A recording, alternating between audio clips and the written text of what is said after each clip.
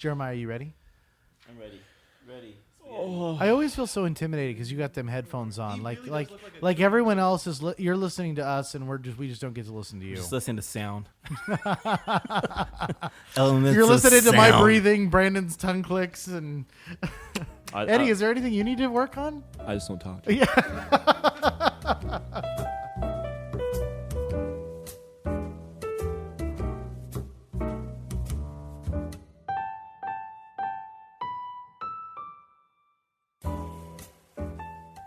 Hey, it smells like the 80s. You see us as you want to see us, in the simplest terms and the most convenient definitions. You see us as a brain. An athlete. A basket case. A princess. And a criminal. Does that answer your question? Sincerely, The Breakfast Club. Yeah. Welcome to Season 3 of 3.5 Gentlemen, the podcast where 3 of the 4 hosts provide a refined and intellectual analysis of movies from our private collections and one who tries desperately to keep up. We'll let you decide which host is which, but for now, my name is Sean, and with me are my fellow detentioneers, Jeremiah. What up, yo? Eat my shorts. Eddie. You just took my quote. My job. Are we going to be like our parents, I guess? I don't know. And Brandon. Oh, I was being Allison for the first half of the movie. Yeah. This season, we're shaking things up a bit. We've decided that each host will pick a film from each decade, from the 70s to today, that exemplifies that time period. Some of the films will be underrated, some classics, while others will be overrated piles of cinematic crap.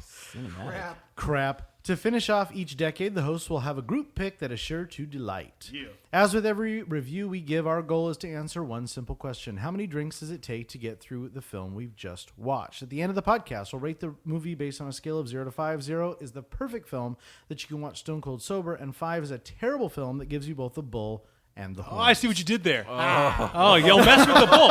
You'll mess with the bull. Very, very well. In addition to our review, we always pair our selection with a cocktail that we hope will enhance the viewing experience. As you know by now, this season we want to focus a little bit more on the cocktail selection, so please feel free to shake, stir, or in this case, pop. I see what you did there, too. God dang. The chosen cocktail, and settle in for what we hope will be an engaging review. With that, what do we have in class tonight, gentlemen? So tonight, I think that we go with the movie that is synonymous with the 1980s in cinema, and that is our fourth entry into our 80s film, the one, the only, John Hughes and his film of teen angst. It's 1985's The Breakfast Club. Yes. This high school-based film is rated an 8.4 on IMDb. It has a critic score of 89%. That is from the critics, 89%, and an audience score of 92% on Rotten Tomatoes. Critics. It's critics. They were 5 students with nothing in common, faced with spending a Saturday detention together in their high school library. At 7 a.m., they had nothing to say. But by 4 p.m., they had bared their souls to each other and become good friends. Seems like a long day. To the outside world, they were simply a brain, an athlete, a basket case, a princess, and a criminal. But to each other, they would always be the Breakfast Club. I thought we could do that in unison, but screw that. That was unprepared. That was unprepared. Yeah, all right. First impressions. Before we get into our cocktail selection, we need to talk about whose film this is, and additionally, what our initial impressions of this movie were before sitting down to watch it. Since this is my film, I will go first. And by all means, guys, I apologize for fucking giving you everything. Yes. I have a hard time selecting movies and then actually sticking with it. This man changes his movie selections constantly. It is the bane of my existence. Faster than a teenager going out on I'm just sorry. you know how many I want to do every fucking movie, man. And you know how many unnecessary movies I've watched already? Oh, by the way, we're not doing that one. Yeah. Shit, I'm already halfway through it. So you were going to watch Karate Kid, or you're going to watch Risky Business or Clue, but you know what? Right, Risky Business is thrown in there. I'm just saying that this is the 80s movie of all 80s movie, and I had to just go with The Breakfast Club. So my first impression, this has always been a movie that I've been aware of. I mean, from our family members that passed this movie to us as our generation, I mean, they just grew up with this, and I think it's one of the best movies. Personally, just regarding to the atmosphere and what we talk about and everything, what movies has done for cinema, and so this was my choice, and I'm pretty happy about we get to talk about this. So, Eddie, go. We're all pretty bizarre, but some of us are just better hiding at it. There's your quote, dude. I had to think about it. I had to look through quotes. Everyone's using them so freaking fast. As we mentioned earlier, with each movie, we try to pair the two. You're still on your first impression, buddy. I gave you my first impression. All right, so pass it on to the other two people who have it. All right. Anyways, first impression. Clearly, he was a C student. Come on, Bender. I was an athlete. Come on, Bender. Hold on, brain. Calm down. Okay. Brian Johnson, dude. Okay. This movie, honestly, though, I hit it. Going back to the first impression, because I did jump a little bit. Because Jeremy's first impression was really long, but Do you always? I just thought I did this movie is like a movie that when I was so happy that I had to watch this movie, especially after The Shining. I was like, thank God. And it's just like I forgot though, like just how close it hits. Like there's so many different characters in this movie that I do see myself in high school and in college. Even now, I feel like kind of like now I'm like the principal. You mess. I tell my kids, you mess with the bull, you get the horns. I tell them all the time that quote, and they just laugh. I feel at bad me. for your kids. Yeah, they just laugh though, because they see me smiling when I'm saying it. Like, eat my short staff. It's like, you want another week? No, there, you got it. Push me again. So I was really looking forward to this movie. That's my impression. So, Brandon. All right, so I have seen this movie, I don't know, 4 or 5 times. The first time I saw it, I was in high school, and I remember watching it and going like, oh my God, he gets me. And I think that's kind of how everybody feels when they're in high school. And then I was like, God, this movie is amazing. And so I was dating this girl who's now my wife, and I was like, you need to see this movie. And we watched it together, and I was like, oh my God, this is a terrible movie. It's not good. And I remember watching it and thinking, no, this is not the movie that I remembered. And then I watched it again recently, and then I watched it again one more time for this podcast. And I remember sitting back just a couple days ago watching it and thinking the same feeling I had when I was in high school. Yeah.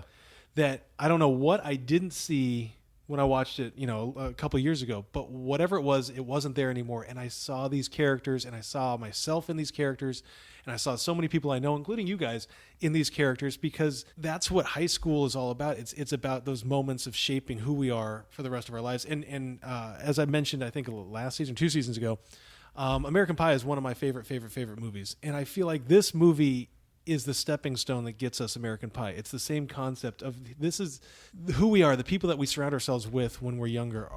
It makes us who we are. And so my first impression, I know I'm going Eddie long, but it was actually negative. Well, I guess my first impression of the movie was great, but going into watching this movie again, it was negative, which I think is why I came out watching this a couple days ago, feeling so stoked about it. With his fist in the air. Yeah, fist in the Fist air, in the man. air. That's funny, just- Song playing. Yeah. I don't go long. You never go I long. You go long, very long, all the time. Sean?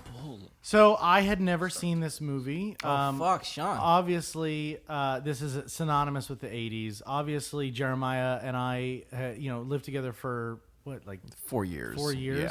Yeah. And he always talked about this movie, and we just never sat down and watched it. It was just one of the things that we never watched. We never did. And so I had very low expectations going into this movie. It's like, so one of Jeremiah's favorite 80s movies. Yeah, Fuck. and Jeremiah introduced me to such marvelous, magical movies like Drive and Nothing wrong with Drive. yeah. There's no dialogue. There's a bit. Whoever wrote the script for dialogue is the smartest person on the planet because they got millions of dollars for literally 4 words. Anyway, It's a Marvel movie. going back. My expectations were super low. John Hughes, I've never been a huge Hit or fan. miss. I've never seen 16 Candles. I've never seen, what's the other one that he did? Well, you like Ferris Bueller. I like Ferris Bueller. Say anything? Cameron Crowe did that. Yeah. Anyway, low expectations. So going in, my first impression was like, I think brand negative. I was like, this is going to be trash. It's not going to be, it's not going to be a memorable movie. Oh, okay. Anyways, now Eddie, you can take us through the cocktail. Wow, I timed that. That was a minute and 10 seconds with your first impression. Okay, listen to this again when it gets put up, and listen to how long you go. 3 minutes. Do you listen to yourself ever? I actually can't because it's my ears as I'm What? talking. You can't hear? Do you want me to turn it up? That's me doing the middle finger right there. That was Breakfast Club. Man, Take that's us. perfect. As That's why we need to mentioned have a earlier- video of us doing this. As we mentioned earlier, with each movie, we try to pair the tone, feel, and overall impact of the story of a cocktail. This season, we really wanted to discuss the cocktail and more and how it links up with the movie selection. Everyone who listens knows that when we finally watch a Bond movie, We are watching a Bond movie. I picked it. we'll pair it with a Close. vodka martini, shaken getting not stirred with a closer. lemon pill. But tonight's cocktail, messed that one up, was chosen by none other than Brandon Jeremiah. Jeremiah. I was just waiting for you to say that too. So he'll be taking us through the cocktail. Jeremiah. So tonight we're talking about a movie that takes place in Saturday school morning detention. So why not talk about breakfast time and with the mimosa in hand? What about that, guys? Mimosa. Champs. Sunday brunch. Take some Don't champagne break and my take flute. some orange juice, mix it up, done. Easy peasy. You know what I'm saying? Drink up, gentlemen. Lemon squeezy. Did they drink this in the movie? No, it's nobody a drinks. breakfast. No, they just smoke weed and smoke cigarettes in the library room because that's what people do, right? Yeah. Do you wanna get In detention. Anyway, so this cocktail, I don't know if you call it cocktail or just a morning beverage. I have it for brunch all the time. This is literally one of my favorite things in the world is just champagne and orange juice. Light on the orange juice, just a splash. You don't need a lot. This is a light. It made me laugh. Anyway, all right. So let's jump into the movie. Let's talk. I think that where we should start, and we don't have to start here, but I think where we should start is the cast, because every actor in this movie, to me, was so perfectly cast. I don't think if I could pull my dream high school cast and put them in the same movie, that I could have done better. Well, I mean, it's got the Brat Pack, right? I mean, is the and Brat which Pack. is this was a movie that helped create that group of They all went on. actors who went on and did the 16 Candles and the St. Elmo's Fire, and I mean, like this is Emilio. Emilio these are Estevez. these are the actors who became synonymous with the 80s movies, not just the teen movies, but definitely a teen movie vibe to it. And I mean, I don't think that the 80s would have been the same without this group of actors. I think that's so important. More, yeah. I watch a show called Psych. It's fantastic. It's probably one of the greatest shows ever made. But all of these, except for Emilio Estevez, have appeared on Psych. And I have no power, but I am pleading with you, Emilio Estevez. They're making Psych 3. That's one of my Take notes, by the way. damn part and get in this show. You've got to finish it off. Anyway, that's So my little sales pitch one- for Emilio one thing Estevez, interesting Who, since- by the way, Emilio Estevez has to listen, right? That's not. Obviously. Yeah. I can only hope. Hey, Emilio, can you just make sure you do a favor and guys watch give a the- shout out to your dad, because I really think that he's awesome too. You guys watched Mighty Ducks? Oh yeah, the game change. I Yeah, love it. it's really good. Love it. It brings you back. Like I don't know what it is about. Charlie's not in it. No, Emilio is though. I know. Yeah, but I watch Bonnet, it. man. You I watch watch it. it. It's good. Isn't I know, it? but I want Charlie. But it brings. Conway. Oh, you're Connor. talking about Charlie Connor. I'm sorry. I thought you were Conway. talking about Conway. Conway. God, Connor, not Banks was in it, and that's enough. Banks was in it. Yeah. I'm like 3 episodes behind. He'll be in there. Joshua Jackson. Since we're will come talking back. I'm about sorry. this, and we're talking about the actors, it's so weird to me how I have had the hardest time through my life, and I know this is probably one of the biggest problems a person can have, is taking Anthony Michael Hall seriously as an actor, and it's because of this movie. Like, he is always Brian to me. I don't care what movie I see him in. I don't care how old he is. He's always, the dork geek brain from this movie. And it's weird to me how we do that. Like, we always say, oh, you can't, you can't pigeonhole a certain person or a certain character or a certain actor. And I don't think I've ever done that with anybody except for Anthony Michael Hall. Like, this is his movie. Like, I watch Edward Scissorhands. We watched that one a while ago. yeah. Great movie. Love him in it. But still, I can't in buy that? it. I can't buy it. He's the boyfriend. boyfriend, dude. I can't Oh buy my him gosh, he is. because That's right. because of this movie, right? I look at him and I go, I can't buy that one. Everybody else is great and perfect cast, but not Anthony He Michael was in Hall. Batman too. I think he was in Dark Knight. He was Dark Knight. He was a reporter. And yeah, so it's just interesting how I think this movie does that. It's these actors play their parts so well that Ali Sheedy is always the basket case Reclusive. Yeah. reclusive girl, and Molly Ringwald is always going to be that preppy uppity girl. And I just think, and Bender's always going to be the badass criminal. Like, it just is so interesting. And what this movie does, I think, better than most movies is it allows these actors to peel away their layers and you actually get a sense of who they are as the movie goes on, because it really is like that opening little stanza says. When you sit down to watch the movie, you see Jock, you see Brain, you see Princess, and then as the movie unfolds, you actually peel away and notice that they're all going through the same There's the same problems. But everyone is connected. Isn't that the same thing that we did when we were in high school, though? Is that we typecast people around us, and we didn't go talk to the people that sat with your group, and that was it, Yeah. and no one else sat with you. No, you and didn't. For some reason, if somebody happens to sit with you that doesn't usually sit with you, it's just like, you shouldn't be here. you shouldn't be here. Why the hell are you public sitting school? If you go or went to public high school, I think that this movie speaks volumes to you because, you didn't. This movie still mix in with others. I don't know about anymore, but 2020 being kind of almost erased the vibe of that. Now I don't know, nowadays I haven't really heard anything, but I just know prior to 2020, the year, it was still always this like typecast. A lot of us like whoever's in the chess club over there, the drama club over there, the bad boys over there, whoever's in the Well, isn't that the best scene in Ferris Bueller's Day Off when she starts labeling like all the groups? Well, it's Clueless the geeks, too, right? The suds, the this, the that. And We get that They in all Clueless. seem to love him.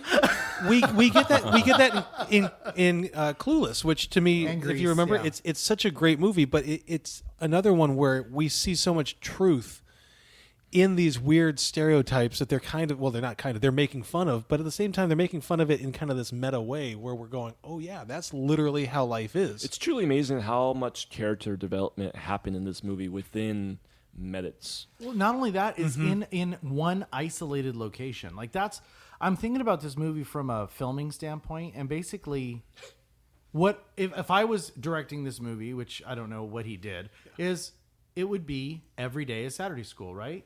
My shooting schedule would be from 7 a.m. to 4 p.m. and we would just like plow through scenes based on that day. Like that's the vibe that I would want to create. I'm going to piggyback on everything what you guys have been saying for the past 10 minutes, actually.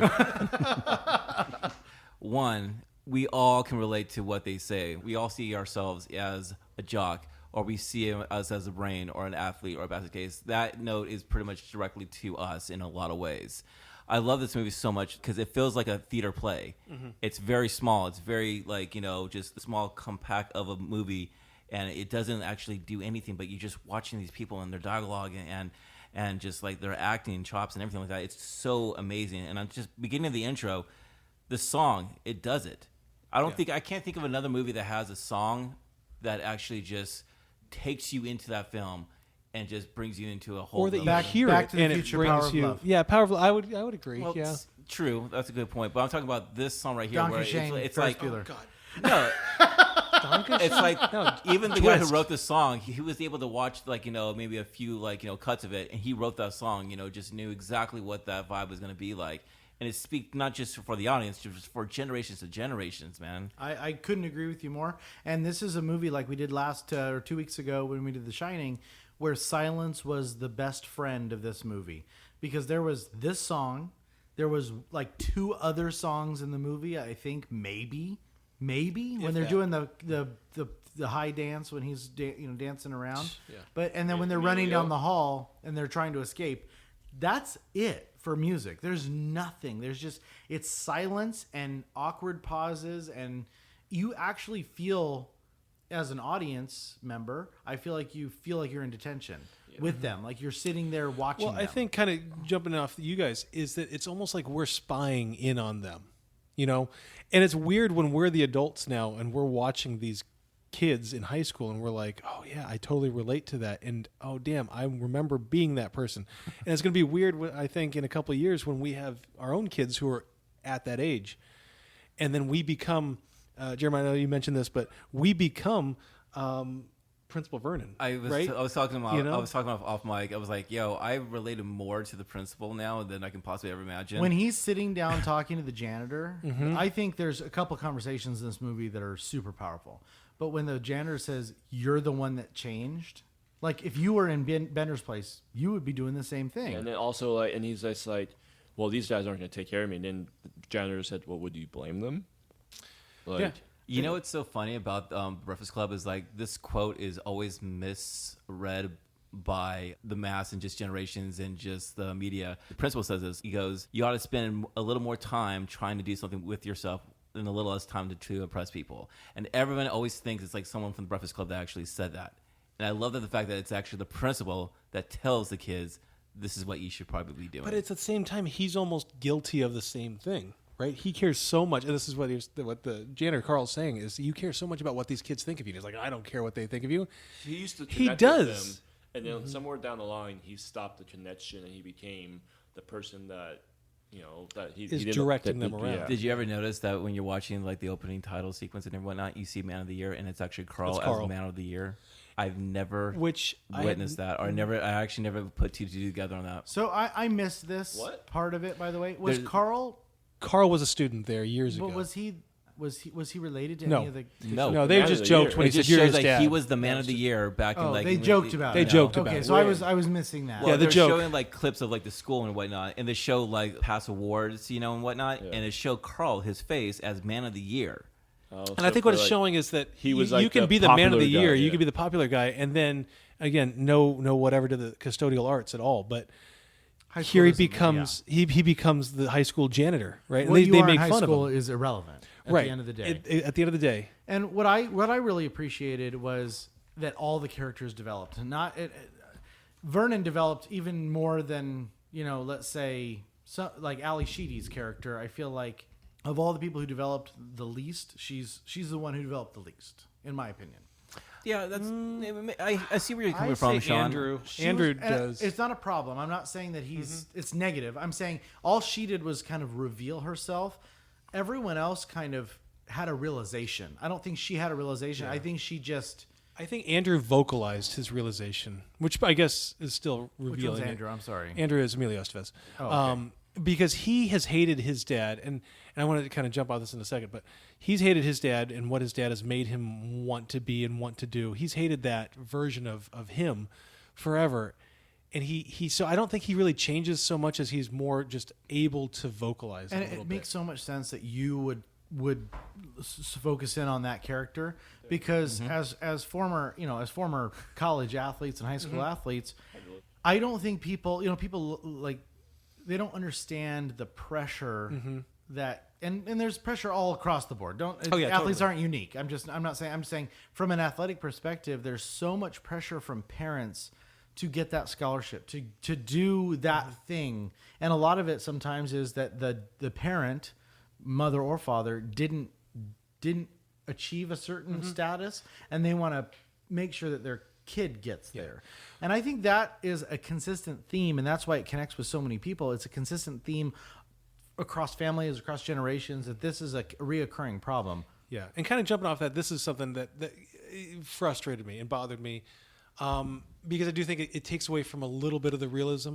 But I was watching this at the beginning, and I'm like, this is just like Willy Wonka in this sense, or Charlie and the Chocolate Factory or whatever, is that all the parents suck, right? This is a movie about parents are terrible and awful and hurting these kids. And I just feel like that was... But Andrew says exactly the right words. Yeah. You're supposed to not like living with your parents. Because Yeah. if you like living with your parents, you'd live with them forever. Yeah, that's so true. part of that dynamic is what necessary. is the driver of the film, right? Is that I guess they just are a little caricaturish. but they're not. is But so much the parents- It's also from the perspective of the kid, right? That's who. I'm sure that the home life of Andrew is not as bad as Bender. He portrayed. No, No, Bender's Andrew fucked. Clark. Yeah. I'm talking about the athlete, Clark, the yeah. princess, the recluse. All of their home lives are probably pretty consistently. It's the 80s, so you got a lot of latchkey kids. You got a lot of two-income families. You got all the problems. I think Bender's a class of his own because he's getting abused, in my opinion. But I'm gonna say Bender and Allison are the ones probably having the worst times at home. But everyone's having a similar experience, which is what's so brilliant about the conversation between Andrew and Ali Sheedy's character.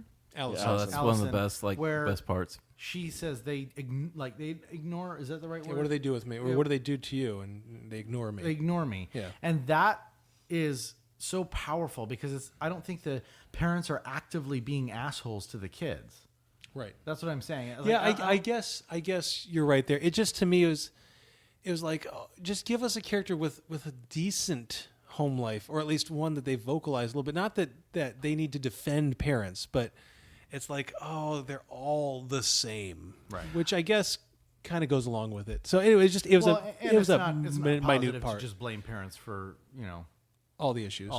That's not fair at all. Well, I mean, you saw the quote from the lyrics changes, and it says like these children that you spit upon, and everything like that. Like they know exactly what they're facing and whatnot. And I think that pretty much kind of, who sets up the whole movie. David Bowie, yeah. Which is interesting though, because, and I don't know if this is like cool 80s effect, but it shatters. And I was trying to figure out, like, is that saying that they don't realize it? He used it twice, the shattering the glass kind of effect. Yeah.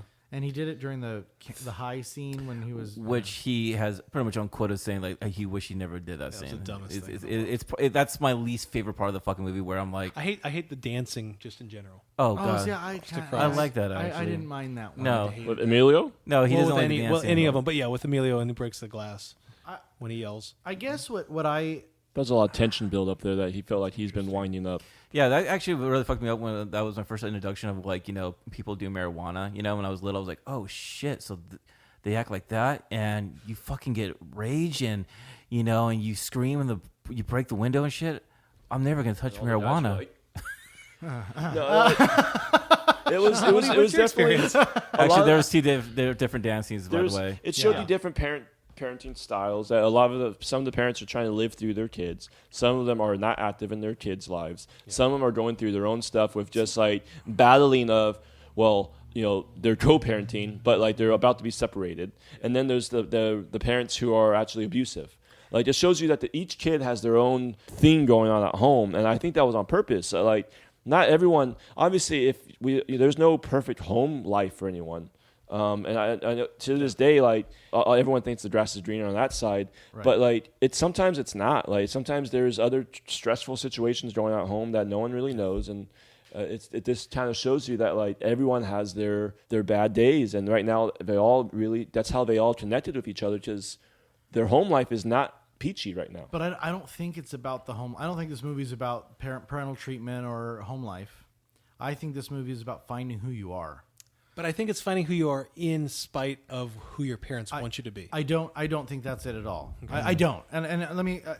You might be right, and I might be wrong. But I think it's about discovering who you are, who the person is, and it might be different than what your parents want. It might be exactly the same as what your parents want. What's Michael C. Hall's Brian? Brian is the perfect character, right? His parents want the best for him. They want him to get the best grades and get the best school. Can't get a B. I mean, he got an F, right? I mean, he's never gotten an F in his life. They find a gun in his locker. It's a flare gun, which is a really great way, by the way, to break that conversation up, which we'll get to. But he's the perfect example of his parents. His perception of his parents were that they were being hard on him and trying to, force him into getting good grades. They want the best for him. He's got to find out who he is. Doesn't matter what the parents are doing. All the kids need to find their own path, and I think that they do. And some of them, I don't know. I think it's the scar tissue from all the parents, what they're doing too at the same time. I mean, you gotta like peer pressure and whatnot, and even though they want the best from him and whatnot, you're just like shit. What you're doing to your son. Obviously, it's an effect regarding to what he's experiencing, and he goes not just above and beyond, but he fucking goes to the limit where he decides he wants to actually do something to his life. And I feel like personally, I know this for a fact now, and I see this a lot more. And I'm always trying to be just positive reinforcement. My kids are always looking at my approval almost, and it's almost like, buddy, like I'm always proud of you. Like I will always be proud of you, no matter what. I tell them both that, even if like, oh, we lost the game. Is that okay, Dad? Like, buddy, don't forget. I just want you to have fun. There's always this approval, and there's a lot of this. Emilio said a really good quote. Says, "My God, are we going to be like our parents?" Yes, the answer is yes. And this is, I'm going to say something. I think that's the one thing that the parent fully can't do. Like how I kind of piggybacking off of you too, is that the kid has to find himself. Exactly. But the parent also is like, hey, like, at the same time, the kids are looking for, some of them are looking for approval of their, like, am I doing good? And so the question on the table then becomes, is the satisfaction of that approval a positive thing? Is getting that approval a positive thing? Or do the kids need to realize that there is no approval to be had? You don't have to get approval. You don't have to have other people approve of what your activities It's are. hard as a kid coming want- home we every all day. want validation. I understand that. I 100% understand the need for validation. But the quicker that you learn that validation is not important, the more you become who you're supposed to be, and then that drives you to do better. So it's like it's a double-edged sword, right? Yeah. I think parents should give kids their approval, of course, 100%. But is the denial of that approval what makes a person into who they are? Would I'm using an athlete, for example. Would Tiger Woods have been Tiger Woods if his parents said, "Oh, good shot," even though it was a shank? Or if you know, what they did is his dad threw his freaking golf ball in the woods and said, "Try it from over there." Like, I feel like people are so focused on this approval or this positivity coming from parents, though life is hard. Life sucks. It beats you down. There's a time and place for everything. 100% agree with you. Yeah, 100%. And I'm not saying be an asshole. That's not what I'm saying. There's the positive side and there's the horrible side, and you see it with Bender, you know, where he actually is just aggressive. I mean, right off the bat, you know, he's doing things to just get people's attention. Ripping out the book, harassing. It's like he wants probably approval, but also the attention because he doesn't get it at home and whatnot. You know, I think he wants power too because he's powerless at home. Yeah. I wrote here that to me, it's a really weird, brilliant narrative moment when Vernon's in the closet and yelling at him and basically threatening Bender. Because the whole movie, we have hated Bender, right? And to me, there's this cathartic, like, supportive side of like, yeah, Vernon, tell him, put him in his place. And so it's weird because we're on Vernon's side as he's doing that. We're like, yeah, that guy deserves to have the shit beat out of him because he's a shitty person. But in doing so, we become, for the first time and then throughout the rest of the movie, we care about him, right? We care about Bender because we see this weird reaction that at first, at least for me, I was on Vernon's side. And then halfway through, I'm like, oh, wait, that's fucked up, right? And then we start caring about Bender. And maybe not fucked up in the sense of like it shouldn't be said, but it's fucked up in the sense of like that's all Bender ever gets. If you look at that moment in the film, that's the splinter moment where I think Bender starts to change and I think Vernon starts to change. From that interaction, you've kind of got this realization on Vernon's part that he's not this badass asshole kid because he wants to be. He's not because he's a badass asshole kid, but because he's trying to regain something that he's lost or that he's broken. And Vernon, I think, realizes in that room that he's broken. Like he's beaten. Vernon, are we talking about Vernon? The principal. Yeah. That Bender is broken. That Bender is, you know, the look on his face when he, the look on Judd Nelson's face when he's like saying, "Hit me, just please hit me," and he keeps pointing to his chin, like putting his chin out, is fear. It's not aggression. He's not going to hit him. It's like, oh my God, I'm going to go through the same thing with this guy that I do at home. Mm-hmm. That, and I also think that he didn't bite the bait that Vernon wanted. Like he actually kind of really thought about it. You know, it looks like he thought about it. Like, hey, I'm not going to cross that line because I know this is what he wants. You know, right. And you know, and I was watching. I was like, fuck, you know, this principal literally just crossed the line. Like this fucking guy could lose his fucking job for doing shit like that. You know, I mean, fuck. I mean. He locks him inside his fucking office. Yeah. It's fucking crazy when you think about it. And from a parenting perspective, just finding that line, though, is probably positive for Bender. So as much as that was an uncomfortable scene and I think it wouldn't fly today, he pushed his boundary. He found his boundary. And so Bender, from then on out, changes the way he operates, in my opinion. Yeah. He sacrifices himself for the group. He has, I think, a connection that he's never had before. So I've got two questions, and one is kind of jumping off what you said. And you said that Bender changes. Do you feel like these characters change over the course of their Breakfast Club? Or are they going to go back to how they've always been once Monday hits? I don't think it matters what happens on Mondays because that one day, that one moment, they actually connected with each other. It doesn't matter in the end of it. It could be 20 years or 25 years now, they had that one moment. Well, it's so interesting you say that because John Hughes actually envisioned this Breakfast Club getting back together every 10 years for sequels, and hated Judd Nelson so much it didn't do it. Yeah. But that was kind of his thought, is that they would stay. They would stay, and they would share their progress of their life over the course of. Which I think it's an interesting thing because they literally directly address this in the movie. Brian asks, "What's going to happen on Monday? If I see you in the hallway, you're going to say hi. You're going to actually care. You're going to say hi and then talk shit behind my back once I go away." To me, and maybe this is just my pessimism, that they don't change. That this isn't, and I get what you're saying for sure. That it doesn't matter if they change or not, but I do think that it does matter a little bit because it shows who these people really are. So define change. That's my That they will accept openly and visibly to other people and publicly their appreciation for. That's one type of change. Right. I would argue that the change that they had was an internal change, a perception change, and that is way more important than a physical change. That is a way more important change than being friends in public. This is a realization that no matter what you are, in what category you fall. Everyone's dealing with the same shit. Everyone's having the same insecurities. Everyone's having the same pain. And that no matter what happens and how everyone's treated, they know that of one another. And that knowledge is comfort. Understanding, Yeah. No, I get you. I agree with all of you, but like I was looking at Brandon's ideas. The main people, really, this is sad to say this, but the main people that need to change out of all that, and I feel like it'll be a ripple effect, or personally, I think it's two out of the group. And after they both change, it will affect the other three. And the athlete and the princess? Yes. Because it's this, for some reason, there's this hierarchy. There's a hierarchy in high school. And it's like not the PTS, but it's the, I can't think of the group, but it's pretty much they're in charge of all the ASB. ASB. Yeah. It's the ASB and there's the athletes, and they're in charge of everything. So if they two change, and all of a sudden it just ripples down with everything, and it'll affect everyone's life. But realistically, no, it won't change. One day is not going to change them forever. Yeah. But they have this connection, and it changes internally. But it's something. It's all you need though is just a little seed, and it grows Maybe over it blossoms time. into 10 years. Yeah. It blossoms into like 6 years from now. 10 years from now, I'm friends. Beyond 10 years from now, I'm friends with you guys. But at that time, we were not as close as we were then, right? I mean, like it was just like we played catch every day, and we played ping pong in the commons room.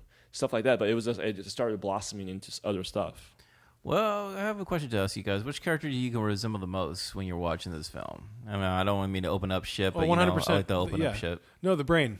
And I had not a similar in the extent, but I remember when I got a C on a progress report, and it was because something hadn't been turned in yet. And I remember having like an emotional breakdown in the little quad area at my high school and shaking when I was looking at this progress report, wondering how I was going to be able to go tell my parents that I got a C in the progress report, not even a report card, but a progress report, because I had never gotten anything below a B. And I remember that feeling of just freaking out. So, and it was about a year after that moment that I saw this movie, and I was like, I think that's one of the reasons I totally related to that. And now looking back at it, I hate me for feeling that way. And I see it happening with Brian, and I'm like, oh, man, how that just destroys your mentality and how that screws you up. And I wish you as a character didn't feel that, but I know how that feels. And I remember telling my parents, and they're like, okay, well, what else can you do to get it up? And I'm like, what? And they're like, it's a progress report. And even if not, oh, well. Yeah. And I remember that I needed that as a person, as a student then. And this was my freshman year of high school, I think. Or I think it was freshman year. And I needed that, but I didn't realize just how not life or death something like grades were. And I know that I was kind of a island unto its own. Sean? So you're going to laugh. I know. The person that I most identify with in this movie is the principal. I thought you said the princess. The principal, no.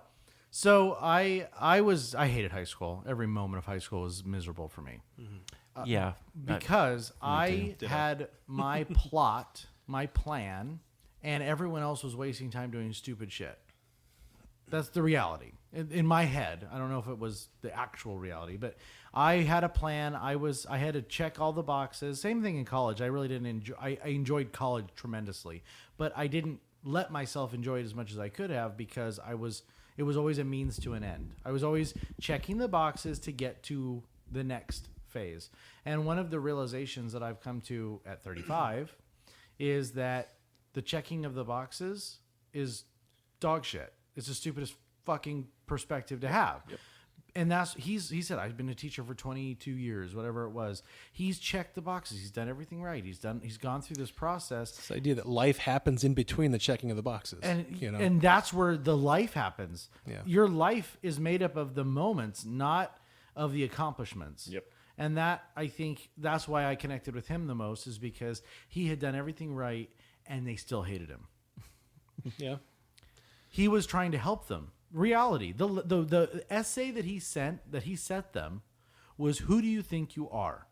Who are you? Not what he was actually asking. He was asking them to look inside themselves and find out what was their purpose, what drove them, what did they want to accomplish, who were they? That was the most positive thing you can give to a high school student. And they spit in his face. It's the delivery he gave. Yeah, because he was bitter and pissed off because he had done everything right. That's what I'm saying. He's starting acting like more like Vernon every second right now. I see. Sorry. Yes, you are. We're getting the horns, guys. Getting the horns. He has, his realization when he's with the janitor is that when the janitor says, "You're the person who's changed," he's actually moved beyond the living part of life and into the box checking part. And I think, anyway, that's interesting. Yeah, I think, that's great. Ed, who are criminal? Nice. No, it's too hard to say an athlete because I wasn't like a regular athlete. Like I was. It's like I wish basket case wasn't so much a basket case, but I was like an athlete / not a loner, but like I had my own group of friends, and we were close to the other athletes, and that was my ticket in because I played baseball and basketball. So I was close to the football players, but overall, I really didn't know them.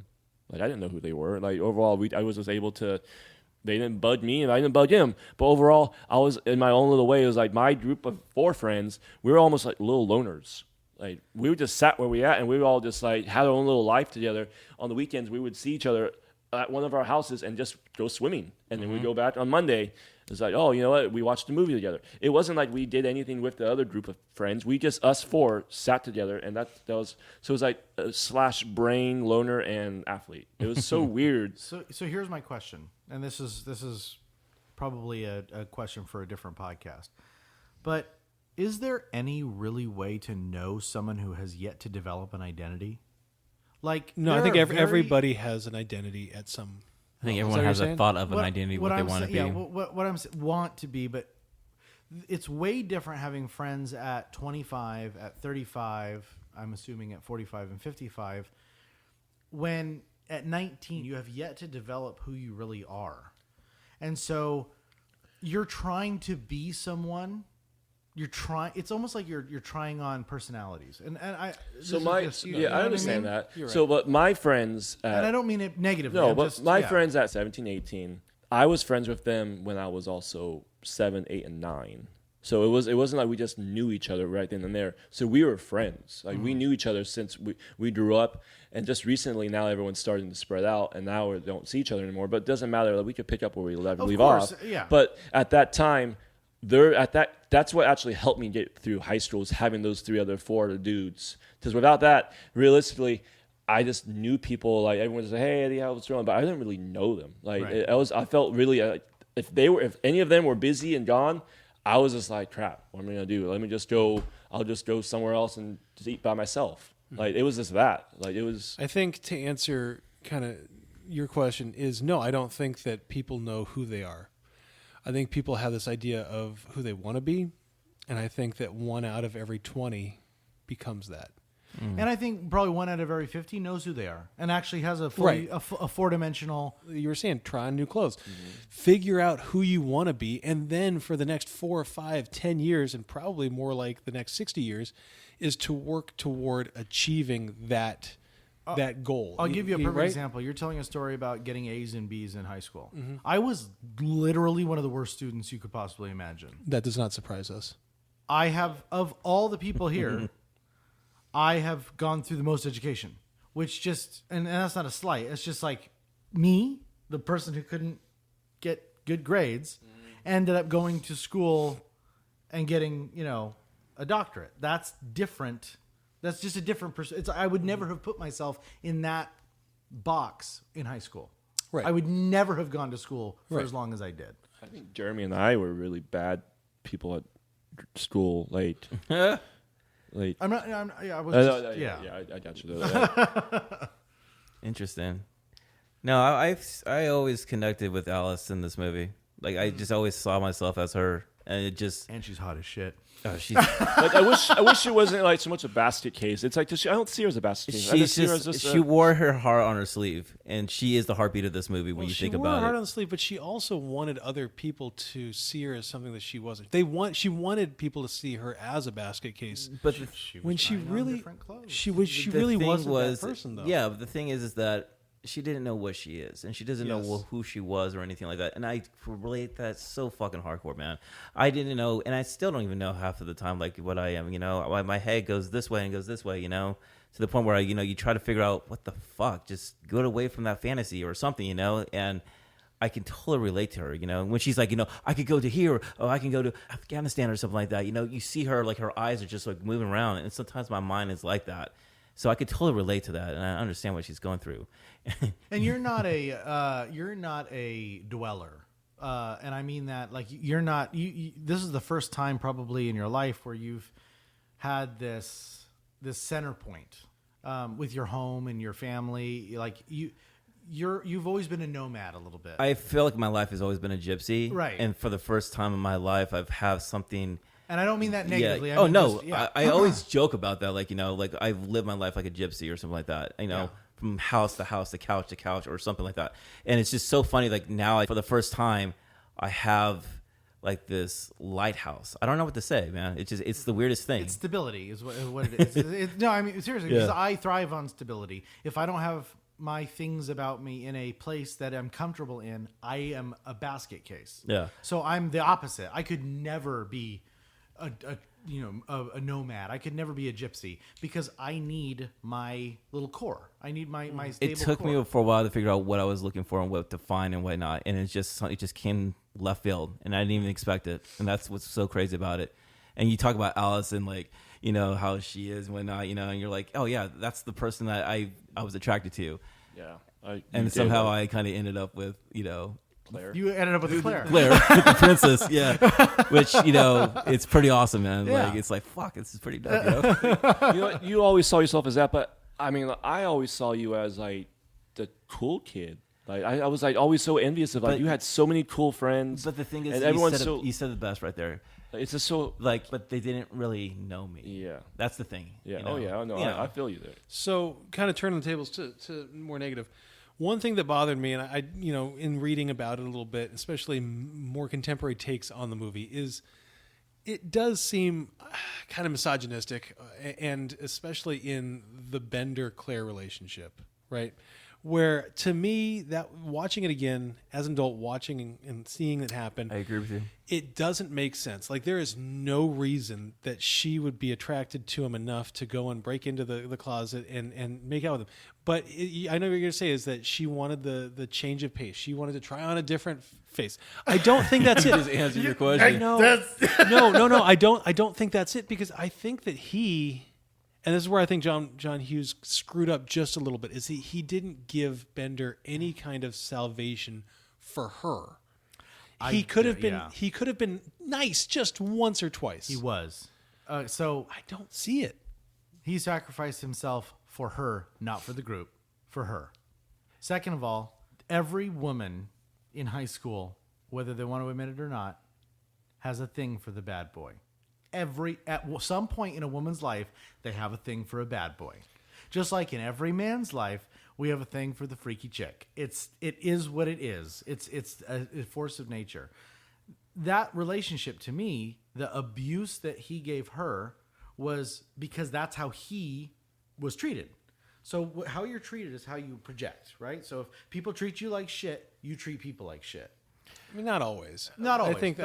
For the most part, I think that's. I mean, yeah. I mean, borderline. Like throughout the movie, like beginning of the movie, it looks like it's not look. He's harassing her.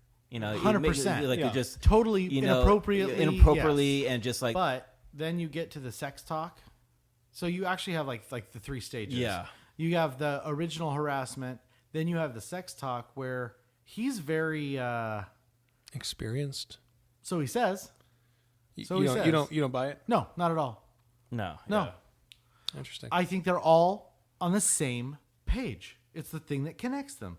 They're all trying to figure it out. Every single one of them. I mean, look at what Allison was, she started out as like, I don't know, quote unquote loose woman. Then she comes out that she slept with her shrink, which she lied about. She lied about because she's a compulsive liar. Yeah, you're and she's just trying to stay cool. She's trying to, for some reason. Did the Brain and the Princess, did they hook up? Because it seemed like they did, but I don't think they did. No. No, he was trying to make the assumption like he was lying about his virginity. He hooked up with he's trying to pretend he was lying about his virginity, but he didn't want I think they're all virgins. Claire to know. Yeah. The person who tells you they've had sex has not. Yeah. The person who says nothing has. Was that the rule of 3 from American Pie 2? American Pie 2. Yeah. For the longest, for the first, I mean, this movie was very short. Like it got to the point. So I want to say for the first 30, 40 minutes of the movie, you saw a division of Andrew and Claire, always just like Andrew just having the athlete kept having Claire's back. Randomly, like that. Hey, it would be two sounds: me hitting you and you hitting the floor. So he was just like always having her back. And then somewhere around the line, I think with the whole sets talk, Allison said something, or no, Claire was saying something, and Allison laughed and like said, "You liar, bitch," or something like that. And it made Andrew laugh because he kind of like he laughed. He said, "Yeah, I mean, he's calling you out. Like, you are lying." But then you see Bender, and you saw Bender back up Claire, and then you saw Andrew back up Allison, and then right there is where you saw like. So Monday, are they going to continue these relationships? Why does it matter? It does matter. It does matter because I don't think that life is important enough to be lived in a 7-hour period. Let me tell you. Okay, I'm going to tell you a little story. When I went to Ireland, upside down. Okay. We were with a group, and one of the couple, there was a couple, a husband and a wife, or actually they were trying to get married. They couldn't get married in Ireland because Ireland has some like waiting periods and different things. On the last night of our trip, I had just gotten ordained to do Scotty and Brittany's wedding, I think, and in Ireland, I married them. I performed the ceremony. They did all the stuff. It was wonderful. It was a moment in time that changed the way I look at things. It changed their lives. It changed a bunch of different things. I have never talked to them again. I've never communicated with them again. It doesn't matter. It changed us both.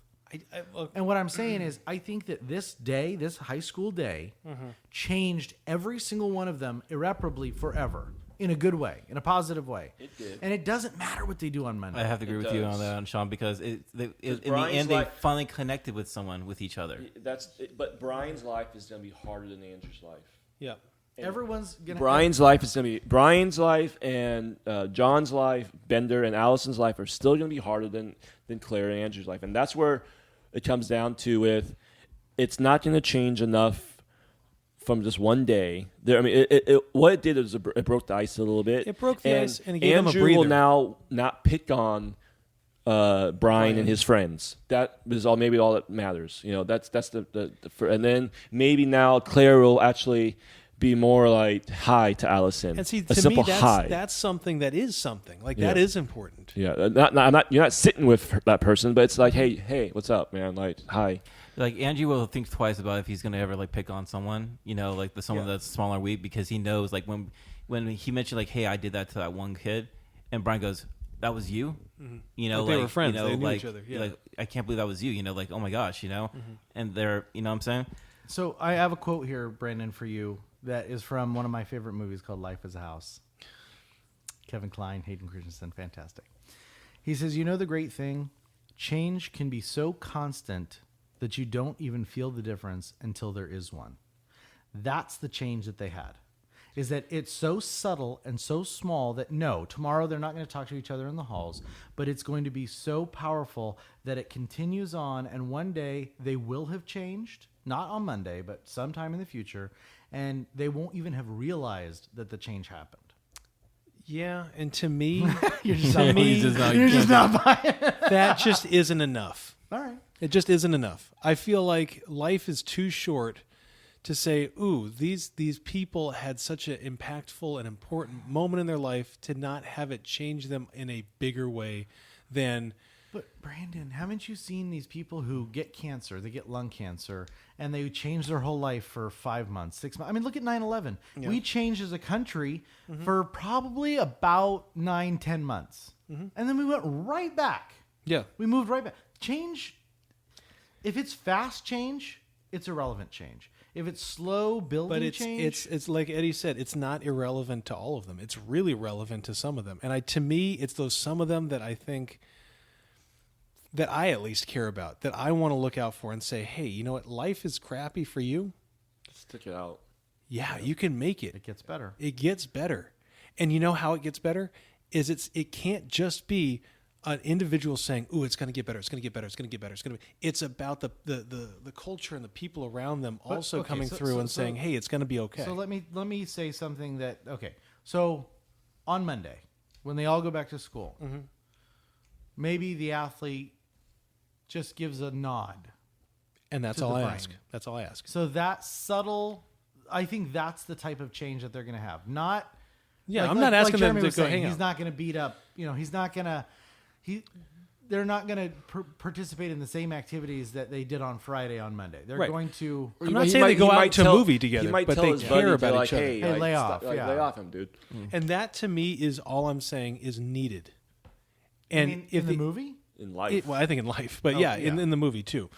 And if the answer is that's what happens, then to me, but there that's was the a subtle purpose. change we're talking about. Like it's not going to be. Oh no, yeah, They're not I all get going to it. be at the same table. But I guess for me, the subtle change can't be like, 3 years down the line, I have this revelation that dates back 3 years ago to when I was in Sunday school. You tell me if I'm wrong. I feel like it's really like shadowing something else, this movie, a lot. It could go both ways. It's, for me, I see a lot of depression and suicide, like this suicidal background, like there's a lot of like stuff that kids are going through, and it just kind of like is in the shadow of like each one of these. At least, I guess you can say Claire and Andrew. They both have this like everyone has this pressure. Bender, especially, and Allison and Brian, like they're depressed, and they're like they have that like it's there, it's real, and they feel alone, and they feel like the easiest way out is this way out, and I feel like. That's one thing I wish they might. I don't know. Like it is good how it is. They never even mention that, but you almost got the feeling of like some of them are going through. They're all kind of going through a little depression right now, or like being alone. And I like that feeling without saying it, but they did it. The best analogy that I thought of when I was watching this movie is that they all feel like they're on an island, and at the beginning they're all like set up on the beach where they can't see each other. And then as the movie goes on, they realize they're all on the same island and they're not alone and they're all dealing individually with the same problems. Yep. But until they actually break down the barriers and talk to each other, or they walk across the beach and meet each other, they don't realize that they're all on the same island. And that's why the third act of the movie is probably the best part of the movie, where they're all sitting down and actually in that circle, and they actually just opening themselves, to one another. I think that scene, and I just think that whole like third act of the movie just is the movie itself. Emotional. I feel like for the last 2 episodes that we've done, we haven't really talked about the movie. Around the movie. That brings us to the end of our review. Now, it's the time of the podcast where each of the hosts provides a score on our following scale. Eddie, can you provide our scale, please? I'm tired. 0, the perfect movie. You don't need shit to enjoy it. 1, a feel-good first cocktail. 2, a happy buzz. 3, you're gonna Uber or Lyft home. 4, a rough morning and walk of shame. 5, you blackout, shit-faced, spring break drunk. I'll start. Sean? Sean, start? Yeah, I'll start. Wow. So my expectations of this movie were very low. I did not think that it was going to be any good. I thought it was going to be shallow and a bunch of high schoolers screwing around at Saturday detention. And I thought that this, as far as if I'm putting it on a list of the greatest emotional cathartic movies, Garden State is on that list, and this is really close to it. It showed you the struggle of people in a certain circumstance, specifically high school, which usually is not appealing to me because high school is underdeveloped kids, right? They don't know anything yet. They're just trying to figure it out. But this gave them experience in a way that I think was unique and wonderful. And I really appreciated the growth that the characters went, that didn't seem forced. It didn't seem like it was scripted. It felt like they were actually the characters in the movie talking about their problems, and they're so relatable. Like anyone can watch this movie and feel something for someone. Like there's someone you connect with. And once again, we've kind of hit a couple of home runs the last couple of podcasts that everyone can kind of relate to the characters in these movies, and that's why these movies are so great. That's why that they have the scores that they do with audiences, because people are connecting to the characters. So for me, this is probably an inappropriate score for this movie, but I think it's a 0.5. It hits you in a way that is really, it's really powerful. It's really powerful. And I think the performances are great. I think the music is great. I think the cinematography is great. I can't find a real super negative thing about this movie. So that's my score. Eddie? My negative thing about this movie is it wasn't long enough. I almost felt like I wanted it longer. Like it's one of the movies that like I don't say that often to many movies, but it's like, dang, like I wish they just would stay a bit longer. Maybe it would have been cool. But then like that's what made this movie so special is like you knew it was only a Saturday and it was gonna wrap up, and it was like they had like you just got the feeling of a Saturday detention. You were there with them. You were almost falling asleep when they were falling asleep. It's like God, like this blows, and then it picked up. The character development was awesome. Even the principal, and then Carl, he played such a small part, but he had so much good lessons to learn in many different ways. It was funny in many different areas. Damien talked about how they was running through the halls, but like this movie holds a special place. It's Breakfast Club, man. Like we named our not you, Jeremiah, but Brandon and Sean and myself and one other guy. Like for in the mornings, we would name our little group the Breakfast Club because we would have breakfast after weights and before class. We even had papers you had to sign up to join the club. I would have been there in a heartbeat if I knew about this. Yeah, it was very formal. Kevin Duke, And I felt almost kind of like I felt so bad because some of them we had them sign it and they gave it back to us. People really gave us papers back, and we were like, we talked to each other like they're not gonna make it in. Man, like when did we become We've the mean girls? rejected your application. that's a Claire Andrew thing right there, yo. And we were all of a sudden the mean We girls. were elitist bitches. But it was like this. So it's just like the Breakfast Club means so much for me. It means a lot of friendship there. That like Sean was saying, it's not about short term; it's about long term, and that's what matters most. Like who you plan on seeing for the rest of your life, and you also realize in this movie, you touch a lot of people's lives without knowing it. They're all kind of touching each other's life without even knowing this, and then. It's just as a parent now, I see it a different eyes as I did before being a parent. This is my first time watching this movie as a parent, and I did see what these kids are going through, as their mom and their dad are outside. So it's just like it touched me deeper on that aspect because I never saw it that way till now. So for me personally, I'm gonna give this a 1. I like this movie a lot, and I feel like a 1 is a good feel-good first cocktail. Jeremiah. No. Me. Brandon, he has his hand up. Yes. Okay, so I love John Hughes movies. Even the movies that I don't I would quite never have guessed like that. so much. And I mean that with all love. Didn't he just say like I hate Joking? 16 Candles? I would never have expected So, that. well, let me just tell you, if you would let me just say Sorry. it, no, Sorry. talk, you fucking asshole. I love John Hughes movies, not because I like the movies. Okay, I don't like Ferris Bueller's Day Off. I can't stand 16 Candles. I've never seen Pretty in Pink.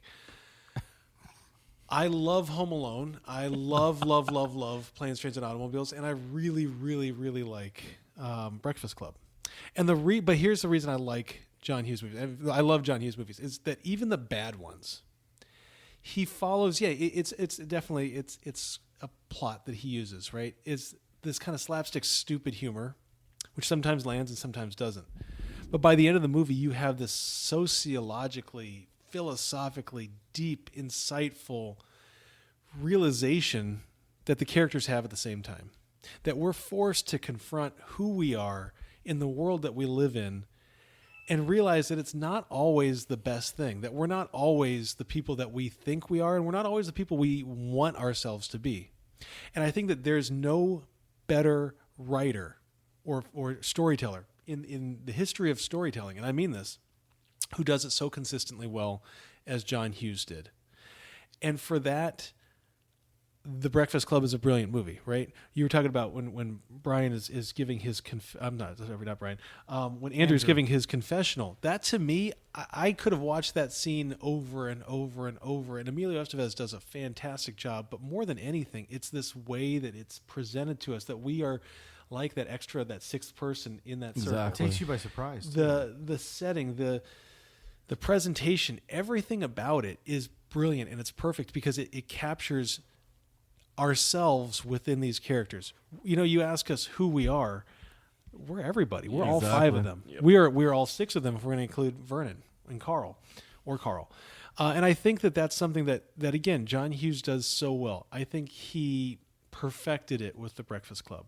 I think this movie has a lot of errors. I think this movie has a lot of problems. You said that you couldn't find one. I look at it and I say character development as a whole, not so great. Individually, brilliant. But as a whole, not so great. My whole thing with, is this something that's going to continue on to Monday is I want to know that this moment isn't a fleeting moment in time because I want to know that there is something good in the world. And I think that there is that optimism if they take this moment and they do something with it.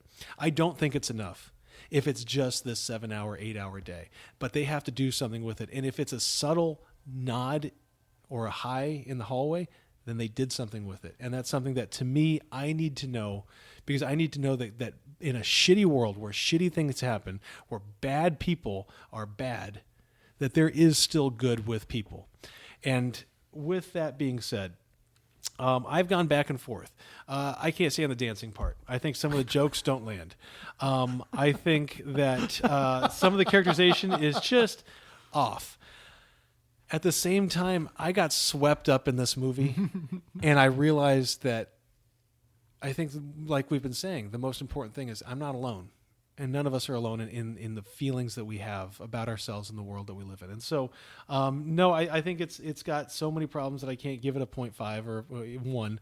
But I'm going to give it. I've changed my score a bunch of times now because I keep going back and forth, going, I don't like that, but I love this. And so I'm going to give it a 1.25. I do think that it's a good movie with some problems, but on the whole, it's essential viewing for humanity to know that there is still good in the world.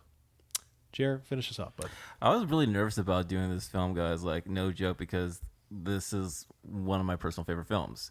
So you're like actually putting yourself vulnerable. Like, fuck, are they gonna tear it up, or are they fucking gonna destroy it? Brandon, to what you're wondering in regard to what happens on Monday, I think we kind of got that answer in the end of the films where you see Bender walking and he throws his fist in the air. And for a fact that he throws it in his fist in the air because he finally connected with someone. And I think that actually shows that, something did happen in that moment. So, and dancing scenes, I'm sorry, the world would be a better place if more people would just dance out automatically. Just throwing that out there, guys. For me, The Breakfast Club is an essential rite of passage for anyone who has grown with this film since its release. I feel like this movie still holds up, even with some outdated cultural reference and some terminology. I think it's a movie that captures the heart of the 80s, and it has one of the best songs for a motion picture soundtrack ever. Don't You Forget About Me. It's like sums up what the film is, reflects about what we ask from each other as we disappear from our youth, you know? The movie broke down the walls and paved its own way for so many other films that have to follow. It's smart. It's raw. It's funny. We don't know what happens on Mondays, but what we do know is that their bond will last forever and for that next generation to discover. And I think that's fucking amazing. So I've been really low with a lot of our scores, man, but fuck, we've been doing so many good movies here that this is not a 1 for me, but this is not a 0.5 for me, man. So I'm going to do something a little awkward here. This is a 0.8 for me. Boom. See what you start, Sean? I know. I'm going to say one more thing, Brandon, about Monday. The fact that you look at this movie and you see hope that people can change and that people should change and that maybe you're personally going to change is, I think, just as important as seeing what they do on Monday. Yeah. And I think that's a powerful So it answers message. the question, right? Right. Do they change? Well, Doesn't matter. You changed because you realize that you need to change. but I think that kind of what I was saying is that we become a member of the Breakfast Club. Yeah. So, yeah. I think we're on the same page here. Yeah. Yeah. All right, Eddie, when you get all those scores and divide it by 4, what do we get? Hold on. We got a 1 and a 1. That 0.8 really fucking... 0.8. I knew you were You did going to that do right. that. You did that right. I just want to make sure because, yeah, you're right. You did that right. You did it right, yeah. It's 0.8875. And where does that put us on our list? What was The Shining, by the way, from last 2 weeks ago? 0.81. 0.81. So this is just lower, just higher It's higher than Jaws, but below The Shining. I think that's where it belongs. Yeah, it belongs up there. I mean, I know what cinematic impact Jaws had, but it didn't have a personal impact like both The Shining and and Breakfast Club. So I don't know, man. It's a summer blockbuster that stands the test of time, man. for sure. I love how it almost doesn't tell you, well, what's gonna happen on Monday, and now it's like, well, we'll find out. But yeah, it's almost like, okay, it's up to you. Yeah. What are you gonna do on Monday? Damn, man. Like, the 80s are just fucking rocking it, yeah. Fuck. Wait till the 90s. Oh, my God. Even sweeter. But you know what? Feels right, man. I mean, shit, Yeah. dude. These movies are just I say we fucking wipe awesome. clean and we start 0. All right, if you enjoyed our review or are a fan of the podcast, we ask that you please subscribe wherever you're listening and give us a 5-star review on iTunes. You can also find us on Instagram at The Gentleman Podcast, or you can visit our website at thegentlemanpodcast.com, or you can reach out to us by email. We'd love to hear your thoughts and that we're right or wrong at hosts with an S at thegentlemanpodcast.com. This is our final host pick for the 80s. I think that the next movie we're going to do is a group pick. And what is the group pick that's going to close out our 80s decade? I don't know, man. I mean, Nerfers, Bounty Hunters, Cloud City? Cloud City. Cloud City? What could that Lando mean? Calrissian. What? Oh my Oh, gosh. freaking Lando Calrissian. Oh, my Sean, what gosh. is all? What do they all have in common? They're all what? From Empire Strikes Back. Dude, this is pretty fucking exciting, man. Like, I think That's not fair. It's It's not the- fair. That movie's gonna be like a 0, bro. I don't know about Spoil it. that. They need to listen to the Yeah, whole podcast. listen to the podcast next- to see our scores. Actually, to be honest, Don't you say anything, Ed. no. I know a lot of people that I know just they don't like this movie, and they might have they're they wrong. might have influenced. We all know that 5 is the best. They might have influenced. There's a reason we picked this one. So if you want to just come and join us, Hey, is it Star Wars or Empire Strikes Back? Empire Strikes Back, bro. It's right if you there. want to come join us to just bask in the glory that is Empire Strikes Back, episode freaking 5 of the Star Wars saga. I just know that when we decided to do this podcast, there's certain films that we really wanted to do, and we're finally hitting this fucking Well, film. what I think is interesting is that there were films that we really wanted to do, and then there was Point Break. Okay, I gotta get that one in today. You're right.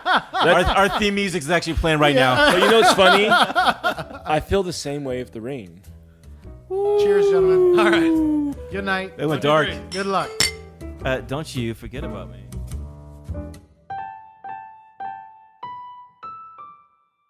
That was a really good one, guys. Good job. Brian Cox would be proud. He would be.